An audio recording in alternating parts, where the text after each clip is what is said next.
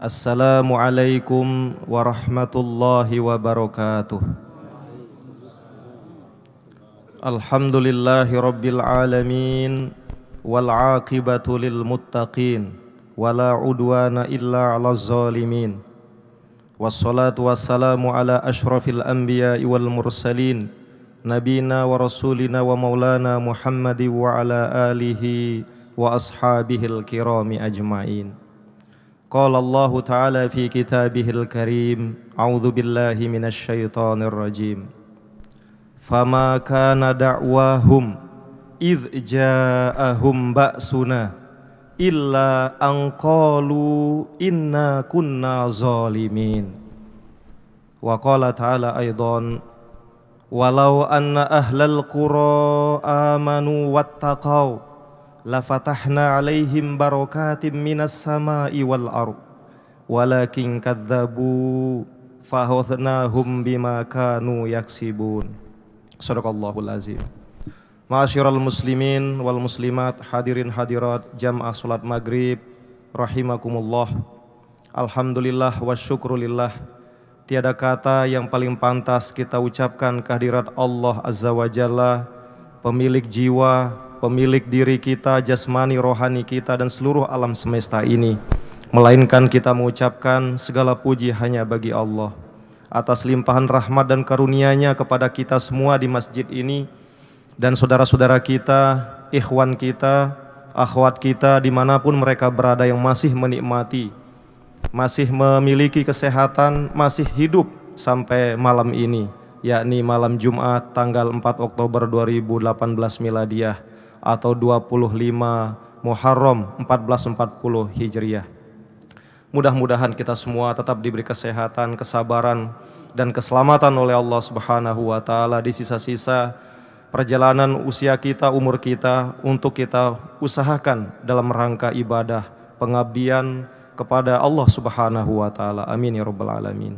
Selanjutnya para hadirin hadirat, mari kita sampaikan, kita layangkan dan setulus hati sholawat dan salam kepada junjungan kita Nabi besar Muhammad sallallahu alaihi wasallam. Singkatnya kita hanya berharap ya antara khauf dan roja, antara harapan dan ketakutan.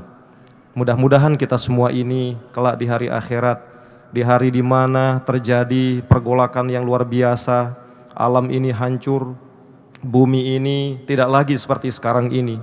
Bahkan dalam riwayat dibalik oleh Allah dan matahari satu jengkal di atas kepala kita, sehingga ada umat manusia yang kocar-kacir, yang kepanasan, sampai-sampai ia tenggelam bukan karena tsunami, karena boleh jadi saat itu tidak ada lautan, tetapi ia tenggelam oleh keringatnya sendiri karena kepanasan. Mudah-mudahan pada hari yang sangat dahsyat itu kita semua dicatat oleh Allah sebagai umat Nabi Muhammad yang berhak mendapatkan syafaat dari Al-Quranul Karim dan dari Nabi Muhammad sallallahu alaihi wasallam. Amin ya rabbal alamin. Ma'asyiral muslimin, hadirin hadirat jamaah salat maghrib rahimakumullah.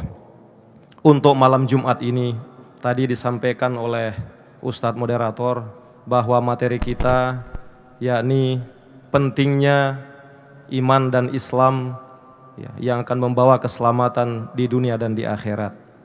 Materi ini sengaja kami coba untuk sampaikan pada malam ini karena lagi-lagi seolah-olah tidak bosan-bosannya kita warga negara Indonesia ya, termasuk kita sebelumnya di Pulau Lombok atau di Nusa Tenggara Barat ini mendapatkan ujian yang tidak habis-habis dari Allah Subhanahu wa taala. Persis satu Jumat, satu minggu yang lalu, saudara-saudara kita baik yang muslimin ataupun mungkin yang bukan diuji oleh Allah Subhanahu wa taala sekitar jam 6 sore lebih 10 menit saat azan berkumandang. Kita semua tahu dari berita Bapak Ibu, jadi terjadi gempa dengan kekuatan 7,4 skala Richter. Gempa dengan kekuatan 7,4 ini ternyata akibatnya, pengaruhnya hampir 4 kali lipat dari gempa yang telah menimpa kita di Nusa Tenggara Barat. Terus terang Bapak Ibu, tadi malam kami menangis. Ternyata walaupun awalnya kita diberikan musibah oleh Allah, tetapi banyak hikmah di belakang itu. Sekitar jam 10 malam kami melihat berita, sempat tadi malam jam 10 lebih ya 15 menit menyaksikan di TV One ternyata untuk tadi malam, tidak tahu hari ini, terus terang kami belum sempat melihat kembali karena ya maaf ada tugas, kewajiban dan sebagainya. Sementara secara resmi tercatat jumlah korban itu 1.407 orang, yang hilang 113 orang. Kemudian yang luka-luka hampir melebihi 2.500 orang. Luka-luka berat, boleh jadi hari ini meninggal yang luka-luka itu. Sedangkan kita kalau dibandingkan di NTB ini, ya angkanya hampir 600 saja korbannya. Maksud kami kenapa kami kemudian berusaha bersyukur, kita bersama-sama mari untuk bersyukur dalam pengertian padahal kita ini sudah diuji, diberikan musibah berat oleh Allah. Kenapa? Ternyata sekarang kita rasakan hikmah dan termasuk nikmatnya buat kita di Nusa Tenggara Barat. Kenapa? Kita kemarin mungkin mengeluh, mengerang. Kita kemarin mungkin bahasa Sasaknya mungkin ngerumun. Ya, banyak juga orang menghina kita dalam tanda kutip, bukannya memberikan bantuan, bahkan iya menyinyir, iya mengejek dan sebagainya. Padahal itu juga bagus. Tetapi itu namanya kalau dalam ilmu sosial itu, psikologi sosial itu blaming the victim. Ya, menyalahkan korban, bukannya dibantu tanpa diejek. Tapi ya kita diuji kesabaran sekali lagi. Maksudnya apa Bapak Ibu? Kok di Lombok khususnya, termasuk di Sumbawa Barat, ya gempa yang menimpa kita itu hampir 40 hari lamanya, bahkan lebih. Karena Senin kemarin juga ada, tapi itu pusatnya tempat lain. Ya. Sedangkan di Palu, ya, Sulawesi Tengah dan Donggala, ya itu hanya 2 hari Bapak Ibu. Tetapi korbannya ya 3 kali lipat bahkan 4 kali lipat dari kita. Ternyata kalau kita memandang musibah ini dan kacamata syukur kepada Allah, maka kita di NTB ini wajib bersyukur. Seandainya potensi gempa selama 40 hari ini digabung jadi satu oleh Allah dalam 2 hari saja, apa yang terjadi? Boleh jadi malam ini kita tidak bisa melakukan kajian di masjid ini. Energi yang ada di perut bumi di bawah Lombok ini jauh lebih besar daripada gempa bumi ada di Palu. Sedangkan mereka dihabiskan dalam 2 malam, 2 hari, kita 40 malam. Supaya apa? Supaya kita banyak yang selamat. Supaya kita ini masih banyak kesempatan untuk mengingat muhasabah, untuk bertaubat, untuk meningkatkan iman dan takwa kita kepada Allah Subhanahu wa taala. Tapi mohon maaf, bukan berarti kita bergembira ya di atas penderitaan saudara kita. Kita pernah merasakan itu semua. Bapak Ibu hadirin hadirat rahimakumullah, sengaja mukadimah ini kami sampaikan karena kalau kita memandang secara objektif dalam 1 bulan atau 2 bulan terakhir, tampaknya tidak ada negara di dunia ini, ya mohon maaf, silahkan boleh pelungguh protes tiang. Tidak ada negara di dunia ini dalam 2 bulan terakhir ini yang mendapatkan musibah bencana alam selain negara yang kita sebut negara Indonesia. Coba silakan jujur. Memang sebulan yang lalu negara tetangga kita ada Jepang, ya sampai ke Cina dan Korea mendapatkan ya ada gempa dan ya ada angin puting beliung lah yang keras ya, badai ya seperti itu. Tapi sebentar. Kita ini dalam 2 bulan ini hampir berapa provinsi digilir sepertinya oleh Allah Subhanahu wa taala. Memang Bapak Ibu rahimakumullah, kalau kita sebagai seorang ilmuwan, sebagai orang yang memandang sesuatu secara mendalam dari hukum sunnatullah, maka tentu jawabannya gempa-gempa di Indonesia ya disebabkan paling tidak oleh 2 faktor. Kalau kita murni mendekatinya, melihatnya, memandangnya dengan scientific approach, pendekatan sains saja. Apa itu? Kalau itu bisa disebabkan pertama adalah karena adanya gesekan lempengan ya, bebatuan ya, patahan yang ada di bawah perut bumi kita ini. Sehingga mereka bergeser, mereka saling gesek karena bumi ini hakikatnya tidak diam juga. Sama seperti badan kita, pelungguh lihat mungkin badan tiang atau tiang melihat ya badan pelungguh ya, badan Bapak Ibu kelihatannya sepertinya diam darah kita, padahal hakikatnya terus mengalir. Bumi ini juga kalau kita lihat mata kepala zohir dia diam seolah perutnya ini, tetapi di dalamnya tidak pernah berhenti. Kalau berhenti kiamat terjadi. Ada sesuatu terjadi. Karena magnetnya bisa rusak sehingga burung yang ada di atas ini pasti menabrak kita. Pesawat yang terbang pasti tidak imbang karena gaya gravitasi menjadi tidak normal. Nah, tapi pada aspek yang lain itu terjadi gempa. Kenapa terjadi pergesekan itu? Yang kedua ada katanya teori vulkanik. Itu karena Gunung Merapi mau meletus atau sudah meletus. Sekali lagi singkatnya karena waktu, ini adalah pendekatan murni sains. Tetapi kita sebagai orang beriman, ukuran kita beriman Bapak Ibu, kita hadir di masjid ini secara sederhana. Kita hadir di masjid ini dengan niatan untuk beribadah sebagai wujud keimanan penghambaan kita kehadiran Allah Azza wa Jalla. Maka berbagai pendekatan atau usaha yang kita lakukan adalah tentu berkaca, melihat, menimba ibroh dari Al-Qur'anul Karim. Terus terang Bapak Ibu yang tiang muliakan, ketika baru beberapa waktu terjadi gempa kita di Nusa Tenggara, di Pulau Lombok ini, khususnya tanggal 5 Agustus dengan kekuatan 7 skala Richter waktu itu, dan pusatnya di Kabupaten Lombok Utara. Tiang mencoba melakukan analogi atau kiasan. Kiasan yang bagaimana? Begini. Sebelumnya pernah beredar informasi bahwa beberapa bencana alam yang terjadi di Aceh, kemudian gempa bumi yang besar juga di daerah Yogyakarta, dan korbannya juga jauh lebih banyak dari kita. Hanya waktunya cepat, sama kayak itu dihabisin sekaligus rupanya itu energinya. Ya, itu semua rata-rata terjadi tanggal 26. Nah, ada kemudian yang mengatakan coba buka Al-Qur'an juz 26. Ternyata katanya di sana banyak peringatan dari Allah kepada kita. Nah, yang coba lihat Bapak Ibu, kita terjadi tanggal 5, muncul angka 5. Kemudian kekuatannya 7 skala Richter, ada angka 7. Bulan apa itu? Bulan 8. Nah, yang coba kemudian ternyata ketemu ayat yang tiang baca tadi, yaitu ayat ke-5 dari surah Al-A'raf, surah ke-7, berada pada juz ke-8. Apa katanya ayat itu singkat? Bismillahirrahmanirrahim. Fama kana da'wahum idh ja'ahum ba'suna illa anqalu inna kunna zalimin. Dan tiada lain jeritan, tiada lain keluhan dan pengakuan dari orang-orang telah ditimpa musibah, ditimpa bencana, ditimpa malapetaka oleh Allah, kecuali mereka secara jujur mengakui kami sebelumnya adalah orang-orang zalim. Ternyata menurut ayat ini Bapak Ibu, banyak sekali bentuk-bentuk kezaliman, banyak sekali kezaliman terjadi di sebuah negeri, di sebuah masyarakat, dan itu telah dibuktikan oleh Allah melalui kisah-kisah bagaimana kaum Nabi Nuh, kaum Nabi Lut, kemudian kaum juga bangsa Ad, kemudian bangsa Thamud, kemudian Al-Hijr dan sebagainya. Mereka semua ternyata dibinasakan oleh Allah karena kezaliman mereka. Nah, rupanya di surat Al-A'raf surah ke-7 ini Bapak Ibu sila nanti pelungguh lanjutkan lagi di rumah, buka semuanya. Ternyata di surat ini itu banyak bercerita lebih detail tentang perilaku-perilaku kezaliman manusia pada masa itu, dan bagaimana hukuman yang diberikan oleh Allah kepada mereka. Salah satunya misalnya pelungguh silakan buka di surah itu, Al-A'raf itu ayat 91. Di sana dimana dijelaskan bahwa balasan yang diberikan oleh Allah kepada penduduk atau kaum Syu'aib. Kaum Syu'aib pernah memperingatkan penduduknya, jamaahnya untuk beriman bertakwa kepada Allah. Ternyata di sana mereka mengingkarinya. Akhirnya apa yang terjadi? Fa'akhadhathumur rajfatu fasbahu fi diyarihim jathimin.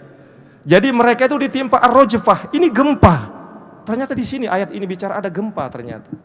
Ar-rajfah, gempa besar, sehingga mereka mati bergelimpangan. Ada yang kepalanya di atas, ada yang di bawah, ada ke samping, persis seperti mayat-mayat yang kita lihat baik di provinsi kita ataupun di provinsi lain seperti di Palu, di Aceh dan sebagainya. Ternyata sekali lagi Bapak Ibu rahimakumullah, itu penyebabnya karena kezaliman. Nah, lebih lanjut kemudian di ayat 96 Allah tegaskan, tadi sampun kita sampaikan, walau anna ahlal qura amanu wattaqau lafatahna lim barakatim minas sama'i wal ardh walakin kadzdzabu fa'akhadnahum bima kanu yaksibun. Intinya bahwa menurunnya kualitas iman dan takwa yang menyebabkan azab Allah datang kepada penduduk-penduduk yang sudah diberi peringatan oleh Allah. Baik Bapak Ibu rahimakumullah, karena waktu kita fokus kepada at-taqwa, iman dan at-taqwa. Kalau kita membaca, mengkaji kitab suci Al-Quran Bapak Ibu, ternyata iman dan takwa ini disebut sebanyak 811 kali dari 114 surah Al-Quran. Cukup banyak. Jadi 811 kali. Itu berbeda dengan lawan katanya, yaitu al-kufru wad-dhalal, yaitu kekafiran dan kesesatan. Itu disebut sebanyak 697 kali. Nah, antara 811 dikurangi ya 697 ada jarak 114. Dan itu ternyata agar kekufuran dan kesesatan itu menjadi semakin baik, maka berujuklah ke angka 114, yaitu jumlah surat dalam kitab suci Al-Quran. Karena itu sekali lagi Bapak Ibu rahimakumullah, pada kesempatan ini mungkin sering juga disampaikan, tapi untuk kita saling mengingatkan kembali. Boleh jadi ada yang pernah dengar, ada juga yang belum, atau yang sudah dengar tapi lupa, maka mari kita saling ingat satu sama lain. Nah, pertanyaannya, apa sih hakikat dari iman dan takwa yang akan membawa kepada kebaikan dan kemaslahatan tersebut? Memang Bapak Ibu rahimakumullah, kalau dalam beberapa tausiah, dalam mimbar-mimbar, majelis-majelis pengajian dan sebagainya, at-taqwa itu sering secara singkat ya diartikan, didefinisikan sebagai at-taqwa huwa ya imtithalu awamirillah wajtinabu nawahihi, yaitu berusaha melaksanakan seluruh perintah Allah dan menjauhi segala larangan-larangannya. Namun dalam hal ini para ulama mencoba memperinci bagian-bagian dari iman takwa itu ya, terutama agar lebih mudah dijalankan oleh pemeluk umat manusia, bil khusus umat Islam, maka menjadi 6 bagian. Ada 6 macam. Yang pertama, at-taqwa bimana at-tauhid wal iman.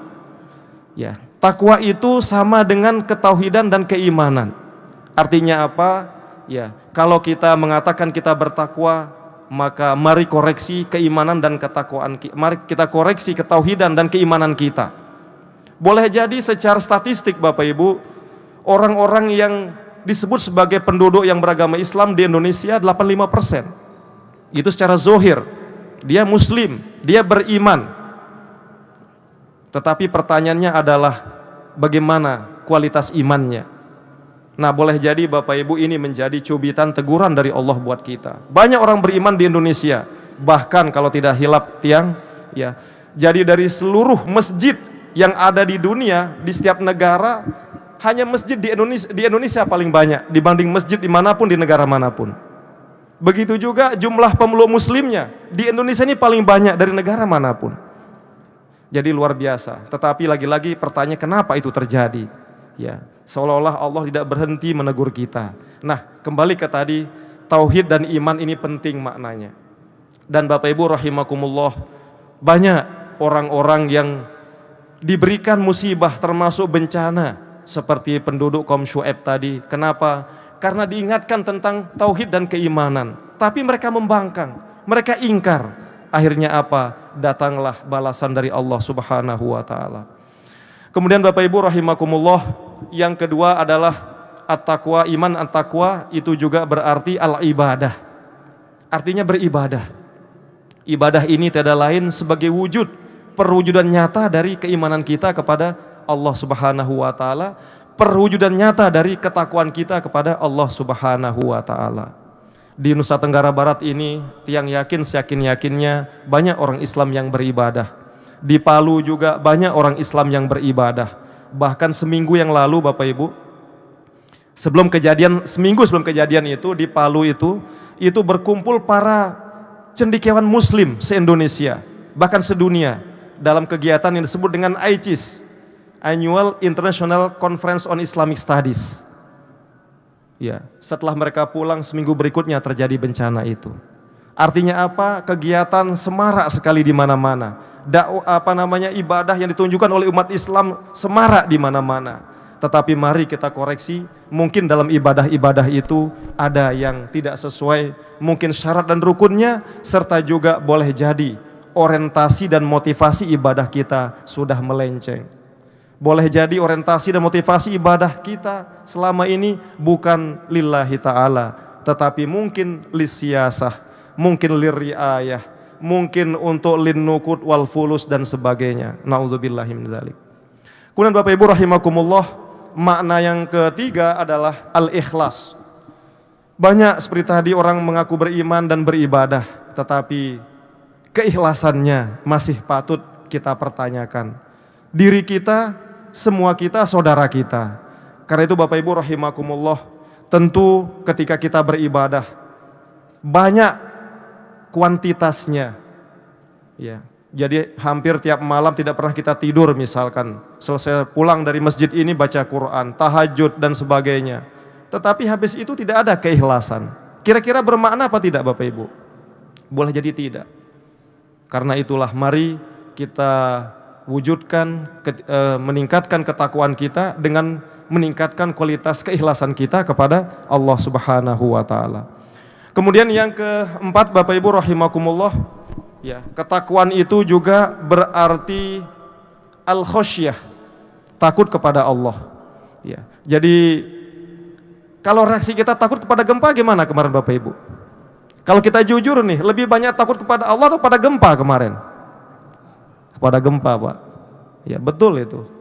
Ketika gempa datang, ya, baik apalagi yang sehat, yang sakit saja ceritanya ikut lari, tidak mau kalah.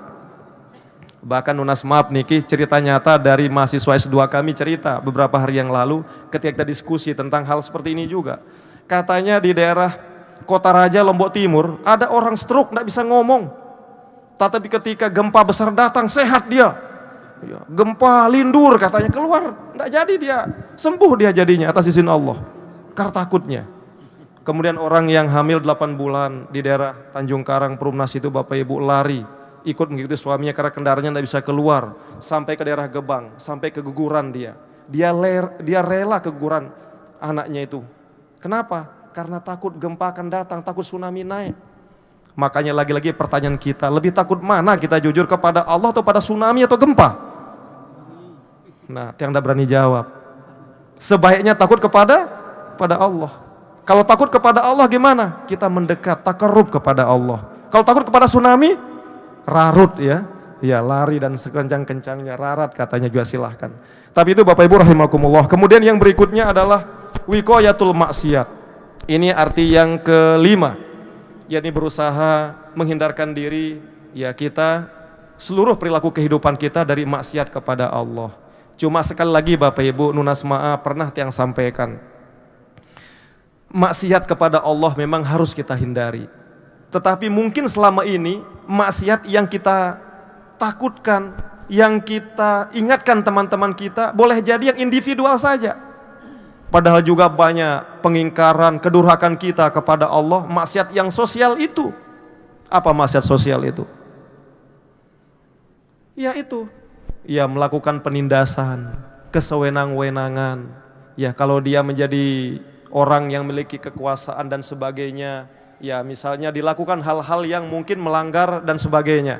Dan termasuk perpecahan ulama menurut tiang ini, mohon maaf, Nunas maaf. Dan itu yang tiang amati setahun terakhir ini di Indonesia. Masya Allah, kurang hebat apa ulama di Indonesia ini? Di NTB ini juga luar biasa ulama kita, kelas internasional semua. Tetapi itulah hebatnya iblis menggoda kita Bapak Ibu nggih. Karena perbedaan organisasi, perbedaan mungkin pilihan siapa calon kepala daerah, calon presiden, akhirnya saling ya maaf menjelekkan boleh jadi. Bahkan yang pernah lihat di video yang beredar di YouTube kemarin, ada mubahalah katanya ya. Ada mubahalah, ada ulama yang berani mubahalah. Tapi maaf, ya ini juga bukan berarti ingin menjelekkan beliau, tidak. Tapi kalaupun benar video ini, beliau mubahalah, dinaikkan Al-Quran mushaf di kepalanya dan mengatakan, demi Allah saya dan demi kitab suci ini, ya kurang lebih begitulah ya. Saya tidak ada niat untuk menghancurkan, memecah belahkan umat. Kalau sekiranya itu saya siap diazab dan ya saya siap iman Islam saya dicabut oleh Allah Subhanahu wa taala. Tetapi kalau mereka yang menghina saya, yang fitnah saya, ya Allah, ternyata mereka yang salah, justru mereka mecah belah ulama, mecah belah umat, maka azablah mereka katanya. Dan wallahu a'lam bishawab, beberapa hari setelah kejadian itu terjadilah bencana besar di Kota Palu dan Donggala. Maksud kami, mohon maaf Bapak Ibu ya, kami jujur secara pribadi belum mengecek kebenaran dari video ini. Kalau memang ini pelintiran, tidak boleh kita jadikan sebagai alasan kuat, sebagai hujah. Tetapi jika benar adanya, maka mari kita saling mengingatkan satu sama lain. Jangan kita cepat-cepat, sedikit-sedikit mubahalah. Padahal boleh jadi kita benar melakukan itu. Mohon maaf, boleh jadi. Karena yang namanya kalau sudah bersentuhan, bergesek dan kepentingan ini itu, yang lurus bisa menjadi bengkok, bengkok bisa menjadi lurus. Karena itu sila, sekali lagi, wiqayatul maksiat ini mari kita saling ingatkan agar tidak kita lakukan, lebih-lebih maksiat dalam kategori yang sifatnya masif atau sosial. Dan terakhir Bapak Ibu rahimakumullah, yakni at-taqwa juga atau iman dan takwa ini berarti at-taubah. Artinya kita kembali tobat kepada Allah. Betul selama ini kita sudah hidup umur 60-70 tahun. Tapi setiap waktu mari kita terus beristighfar kepada Allah. Kita terus untuk kembali kepada Allah. Mudah-mudahan dengan istighfar kita, dengan tobat kita, maka Allah cabut bencana itu dan Allah ganti dengan maslahat, Allah ganti dengan rahmat, Allah ganti dan keberkahan yang muncul dari perut bumi dan turun dari penjuru langit. Mudah-mudahan kita semua bisa melakukan dan melaksanakan itu semua. Sebelum tanya jawab disampaikan, dihadirkan, izinkan yang menyampaikan, ya kalau cukup 2 kisah, kalau tidak 1 saja.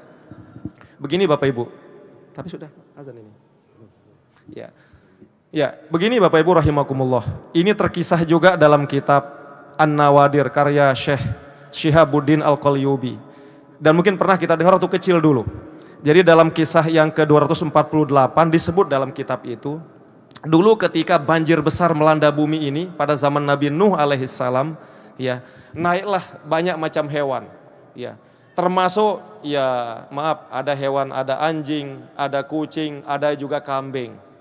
Kambing awalnya katanya nggak mau naik, ngembek-ngembek saja dia katanya, ya. Akhirnya marah Jibril, itu ditarik ekornya baru diangkat ke perahu Nabi Nuh. Itu sebabnya dia kambing itu punya ekor gitu ya. Dulu dia tidak punya ekor katanya gitu. Ya, kemudian yang kedua, ya mohon maaf ini antara hewan sendiri suka saling gibah. Yaitu antara kucing dan anjing. Anjing ini lapor kepada Nabi Nuh, "Wahai Nabi Nuh, engkau sudah melarang kami selama dalam pelayaran tidak boleh dekat-dekat atau menyentuh yang jantan menyentuh betina, betina menyentuh jantan. Kalau dia manusia, laki menyentuh wanita, wanita menyentuh laki-laki. Itu pantangan selama dalam pelayaran." Loh, terus kenapa kucing? Ini maaf, sahabat kita, ya maaf kalau kami sebut anjing gitu ya. Dia menyentuh pasangannya. Dipanggillah anjing. Anjing, benar laporan dari kucing itu? Oh, enggak pernah. Saya berani sumpah wahai Nabi Allah, sumpah dia.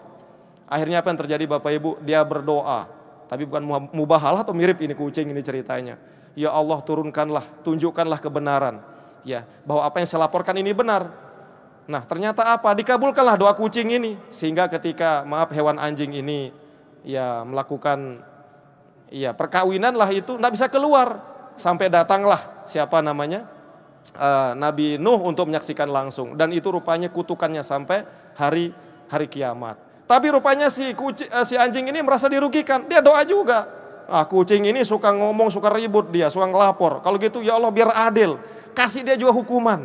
Karena itu Bapak Ibu, ya hukuman buat kucing adalah apa? Dia suka ngeong-ngeongnya banyak. Tandanya kepingin kawin, kepingin nikah itu. Apalagi gempa gini mungkin ya. Khawatir mati duluan sebelum dia kawin begitu. Baik Bapak Ibu rahimakumullah, demikian dari Tiang Nunas, maaf jika ada kesalahan. Terima kasih atas segala perhatian. Wabillahi taufiq wal hidayah, wallahu muwaffiq wal hadi ila sabilir rasyad. Wassalamualaikum warahmatullahi wabarakatuh. Warahmatullahi wabarakatuh. Baik para jamaah, demikian penyampaian materi tentang pentingnya iman dan takwa untuk kehidupan, kebahagiaan hidup dunia dan akhirat. Kami silakan, masih ada waktu sekitar 7 menit. Nggih. Ada yang di belakang bisa maju deh.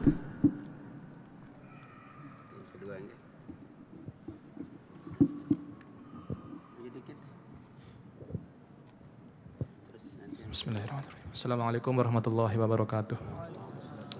Terima kasih atas waktu yang diberikan. Bapak Doktor, kami tertarik terkait dengan penjelasan gempa yang ada di Palu. Tapi sebelumnya kami ingin menyampaikan, bukan ingin menyalahkan saudara-saudara kita atau suuzon, tetapi fakta yang kita lihat, kita teringat kaum Nabi Lut yang dibalikkan bumi yang jadi atas menjadi bawah, bawah menjadi atas karena kaum Sodomnya. Yang kami lihat fakta di YouTube atau di berita, ternyata ada akun Facebook Palu Gay yang kurang lebih 1000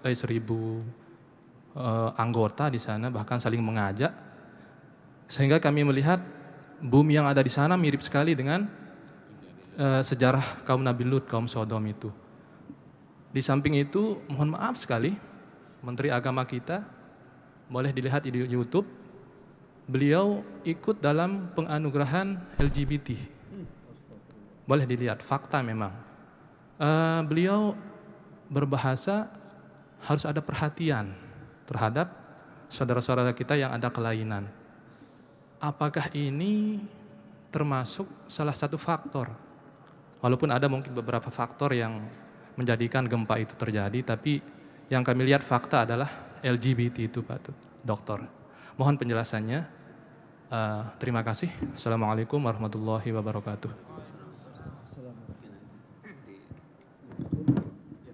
Baik, sudah azan rupanya, tapi singkat. Bapak Ibu rahimakumullah. Ya, tadi ketika kuliah mata kuliah filsafat, mohon maaf. Ya, kami coba mengajak mahasiswa untuk melihat dalam perspektif agama di samping perspektif sains seperti ini. Ya, saya belum membaca YouTube yang Akhi sampaikan tadi. Ada ya, saya belum melihat maksud saya. Tetapi yang saya jadikan perbandingan adalah kondisi kita. Saya katakan kepada mahasiswa, jadi kalau untuk kajian filsafat, jadi kita tidak boleh berkesimpulan sebelum melakukan pengamatan. Baik itu dengan mata atau panca indera yang lain. Baru kita kaji lebih lanjut, baru kita simpulkan. Tidak boleh ada mengatakan langsung kita terima makan 100% informasi itu. Nah, ceritanya saya sampaikan di Lombok ini, ya kalaupun kita perspektif agama, ketika dibersihkan Gunung Rinjani ceritanya kan ada informasi itu 3 karung. Ya, 3 karung alat kontrasepsi yang kami sampaikan, mungkin pernah juga di tempat ini. Nah, pertanyaan saya bilang, kalau memang ini penyebabnya, kalau kita ingin teliti hubungan antara berkah Allah ya dengan pendekatan saintifik seperti ini, maka kita teliti di Palu itu.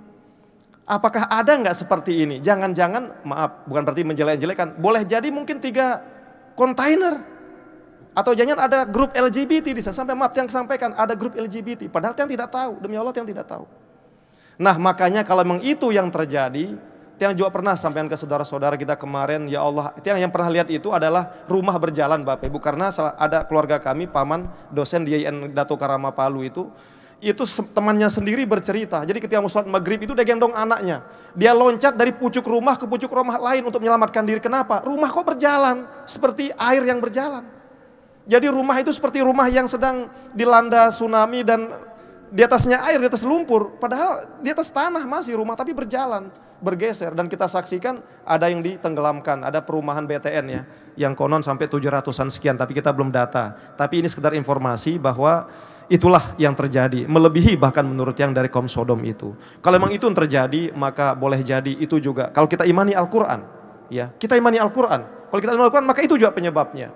Yang kedua, kalau memang benar, ya mohon maaf, tapi ini karena mungkin nanti beredar di media sosial, bukan berarti tiang secara pribadi tidak setuju dengan Bapak Menteri Agama. Kalau kita mengedepankan ya keyakinan dan sebagainya, maka mohon maaf, kita tidak setuju. Ya mohon maaf kalau ini beredar nanti misalnya di YouTube dan sebagainya, ketidaksetujuan ini adalah alasan agama, alasan iman. Kenapa? Sudah jelas di Al-Quran. Kita ini ditakdirkan yang diakui adalah ya laki wanita. Dan semua itu harus sesuai dengan syariat. Kalau LGBT jelas itu pengingkaran dan sudah ada di Al-Quran. Dan itu berlaku sampai hari kiamat. Apapun nama negara yang menerapkan hukumnya, maka dia tetap harus mengimani itu dan itu tidak boleh. Ya karena itu sekali lagi Nunas maaf kalau memang itu statement resmi dari beliau. Ya mudah-mudahan ya tidak resmi ya, karena beda kalau pribadi dan resmi. Kalau resmi ada konsekuensi hukumnya. Tapi kalau pribadi bisa kita debat, bisa kita saling ingatkan. Beliau juga manusia biasa. Dan menurut yang kalau itu pribadi maka sangat disayangkan. Ya, kita harus mengedepankan itu. Kita harus yakin itu. Karena faktanya Indonesia ini paling sering diuji dalam 2 bulan terakhir ini. Saya kira demikian yang dapat kami sampaikan. Mudah-mudahan pada kesempatan lain. Jadi fokusnya intinya Bapak Ibu ya, bahwa ada hubungan yang kuat, korelasi yang positif antara meningkatnya kualitas keimanan dengan rahmat dari Allah, dengan keberkahan dari Allah, dan sebaliknya ketika ia menyusut, ketika ia hanya simbol saja, hanya formal saja, maka azab Allah akan selalu menimpa kaum-kaum tersebut. Inilah hukum yang ada dalam kitab suci Al-Quran. Wallahu a'lamu bishawab. Wassalamualaikum warahmatullahi wabarakatuh.